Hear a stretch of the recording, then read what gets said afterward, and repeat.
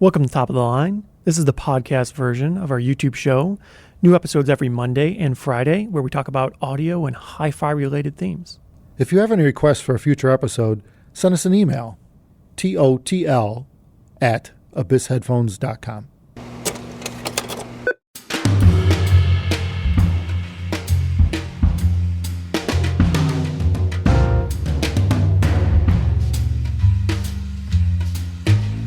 We had what was it, CBS or whatever emailed us? Who was it? Some hour-long program. Yeah, we could have a 5-minute spot on TV for $5,000, and they would talk about our stuff. Yeah, probably at like 2 a.m. when nobody's on. You do the talking, and then you pay them. Oh, right. And they put it on their show. Oh, you give them the video. They just what a great deal. Air it. Yeah, that's the system. And it's sometime when nobody's watching. So anyway, on that note, we wanted to talk about the shows, the trade shows, which is our live TV. You know, we get it's not TV anymore, but yeah, CanJam and things like that. You know, and live show. Yeah, these shows are happening again. Live action, but with headphones. Yeah, I don't know when. I think maybe the first one's in September, or October, but there's shows happening all over the U.S.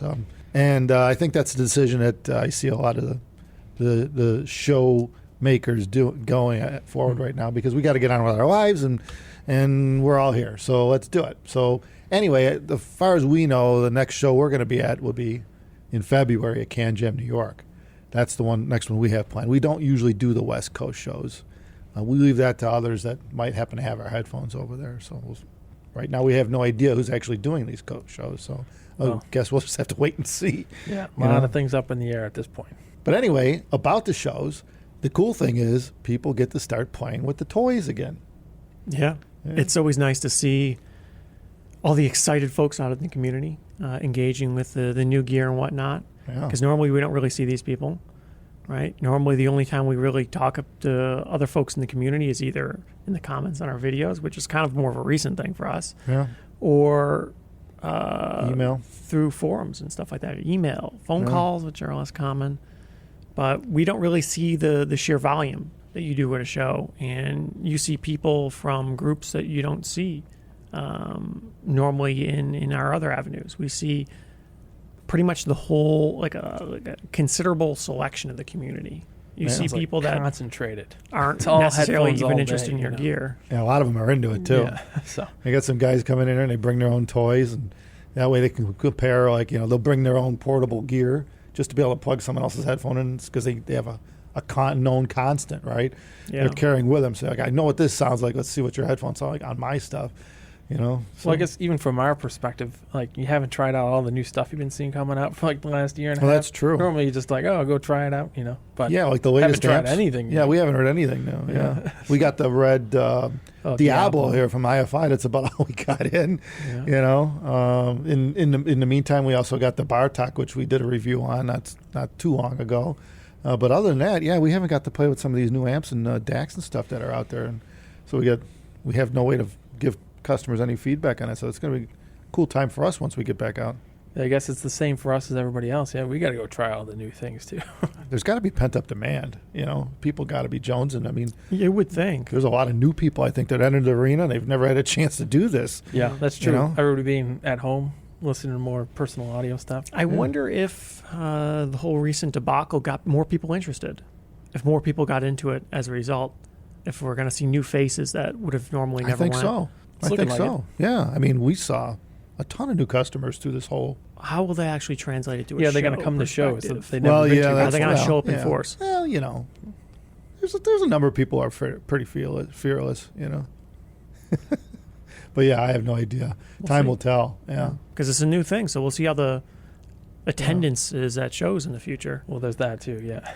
Well, there's a few shows coming in the next few months before we'll be out. So the first one's the guinea pig. That one will be kind of the leader to see. Okay, are people showing up? Because I guess I don't think anyone really knows. Until you sell the tickets, until the people show up. Yeah, right. That too. Yeah. So we'll see. I think they will. I think it'll be lighter than it used to be, because there's probably a number of people that figure the risk outweighs the benefit, and they won't go. Yeah, I get that. Or they're not really interested in buying anything, or there's nothing they really need.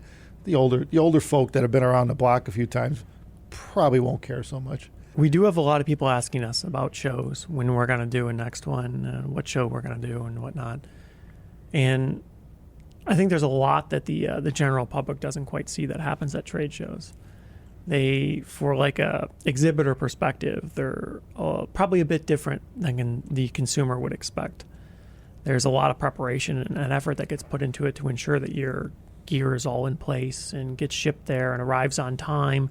You have every cable and accessory and whatever you would need to make sure your stuff works. Because if you're missing something, well, where do you go to pick up some high-end obscure Yeah, niche there's thing, no more right? Radio Shack or anything anymore. That's true. You're kind of screwed. Yeah. You got to have it all. If it isn't in the Apple store, you're pretty much done. Yeah, we do end up bringing way more than we need. It always Yeah. ends up, but it's like, It's amazing how much prep time there is to do a 6-foot table at a Yeah, show. It it's doesn't silly. look like It looks anything, like no? nothing, right? Yeah. But it's a few days Yeah. to make sure you got everything nailed down. And we come from doing a room full of stuff. We used to do well, that's a whole an entire different room thing, with yeah. 3, 4, 5 high-end systems. Yeah, pallet of stuff. Now that was kind of brutal. That's more than a week setup there because we physically shipped 300-400 pounds of stuff in a huge box on a pallet. All right. Yeah. Yeah, that was serious. We kind of stopped doing that. That was just too much like work. You know. So, Well, and you don't need to do it in like New York where you just got a table. So yeah, right. Yeah. Yeah, you don't get a whole lot more value out of shipping a pallet when you're doing headphone Although stuff. some of the guys, they do a whole room there. They got every one of their amplifiers in there. That's a lot of product. But they just happen to live there, too. that helps. So I think they could drive the stuff Yeah, well, there. yeah. If That they saves forget a lot something, of it's like, trouble. oh, I could go get it. Yeah. But inevitably, it seems like you always forget some critical thing. And so now you can't hook up this thing the way you expected, Never fails. right? And that's a real issue. It's So usually some damn adapter. always some silly adapter, and it's hard to get. Yeah. Nobody else has a spare. You can't just buy one. You don't have a car either. So Remember it's a once whole nightmare. we brought that gold Sony portable player and we didn't Yeah. bring the cable for it. It takes Charging like cable. Yeah, it's like a unique cable for. Of course, Oh, we right. went to see the Sony distributor. They're Yeah. like, we ain't got one. Yeah. It's like, well, we'll play it till it's dead. Nothing else we could do, you know. So yeah. No. We borrowed a whole new player from them. That's what we ended up doing. Oh, yeah. We got the black one instead of the gold one. Ah. They had a new one in a box. There's a lot of things like that, though, Yeah. because they gave us a new player with a cable, Yeah. but it was dead, too. Yeah, right. Oh, So right. it takes hours to charge. All So right, for that overnight. whole day, we Yeah. couldn't use Yeah, it, right. right? Yeah. And there's things like this that you don't think about, but you need to make sure if you have battery-powered gear and it doesn't take 15 minutes to charge, it's charged before you leave. Otherwise, you don't know if the power is going to be on overnight at these shows. Oh, yeah. Usually, they turn Yeah, the that's power right. off, Right. so you can't just plug something in. You got to take all the stuff with you, take it back to a hotel or something, so you can plug it in and charge it. You got to make sure you have every cable, every little dongle, adapter. Sometimes you have a bit of gear that doesn't survive the shipment. Sometimes a box doesn't make it. Something happens. The way you had it packed, it hit this, it broke this jack off. There could be all kinds of issues, and you got to try and accommodate Yeah, them we ahead had a of box time. that shows up like a day later. Sometimes, yeah. In Yeah. fact, we try to ship stuff 2 days before the show, but So it so arrives. it gives it an extra day or two. But even then, you know, if you're over a weekend, like UPS and that tend not to deliver on Saturday, so you're pretty much screwed. You can't even get anything till the show's over. Right. You couldn't overnight something Yeah, to yeah, it's yourself too because you're late. screwed.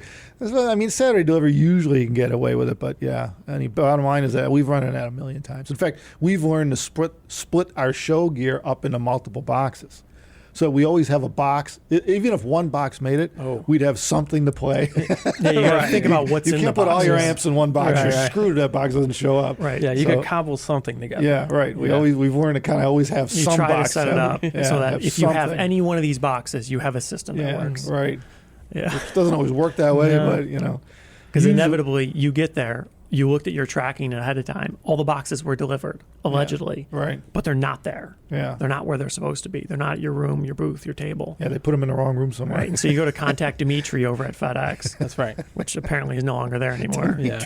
Yeah, it's very Yeah. upsetting. Dimitri isn't at the FedEx. Yeah. What was the hotel there? What's Marriott. the Marriott? Yeah, right in Marriott Times Square, Times right? Square, yeah. Cool he place. isn't there anymore. So No. now you can't even contact Dimitri to go find your box. Yeah, good luck Normally with he'd that. hook you up. Yeah. Well, then you got the first problem that we always run into that I now solved is no knife to open the box.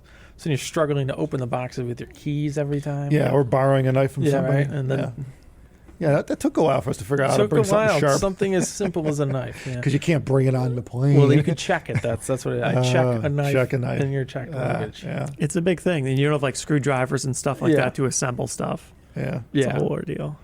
Yeah. Now we have a kit. It's got a soldering iron, screwdriver. Yeah, we're prepared now. Yeah. Took like 10 years. The soldering to figure iron that was the out. hard part. Wow, we haven't had that in a while. We got a nice little mini repair We had kit. to borrow yeah. that from somebody one year. It's like, we got to get our own kit. Yeah. It's a reasonable idea. Yeah. Inevitably, something crashes into something gets yanked off, something falls, breaks something.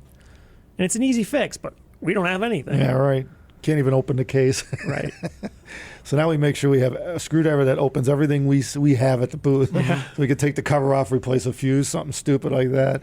Craziness. But yeah, that's still. And actually, a lot of times we had issues with power, which the average person on the street probably wouldn't be aware of that, but it's sometimes at shows, power's a big issue. Yeah. You don't have power, or the only place with power is like 3 tables over, and they're running on generators or something like that, and the power is erratic. The voltage swings all over. Yeah. We had a couple times where they were running on a generator, and there was a bit of an issue, and all the gear kind of popped because it's Yeah. all like 277 instead of 120 or something. Yeah, they lost a ground or something and Something threw happened, 240 at it. and everything went kablamo. It's like, ouch. That's hard to prepare for. It's really hard to You need prepare for. redundant everything. Everything Yeah. that was plugged in is popped. Yeah. That's what a breaker is for. Right. Yeah. The consumer doesn't see any of these things. Yeah. They just walk in expecting stuff to work, and usually it's no problem, but sometimes there's a lot of stuff you got to account for that can be difficult. Yeah. In fact, now that you mention that, I think one thing we got to add to our kit is fuses. I don't think we carry those mini fuses. That is a good idea. And you will screwed if you somehow manage to blow a fuse on something. You're just not going to be able to get one. I can't think of anywhere I could get in my car right now and drive and get a 5 hard millimeter to by find. 20 millimeter fuse Well, at 1 you'd or have 2 to be amps. automotive. They would probably have the That's only right, play. and that's it. Well, especially if you don't know where you are, if you're not in a familiar right. area. It's I don't know. But what I mean, even stores are around locally here, here. knowing the area, I can't think of anywhere to go to get a freaking small fuse. Doesn't exist.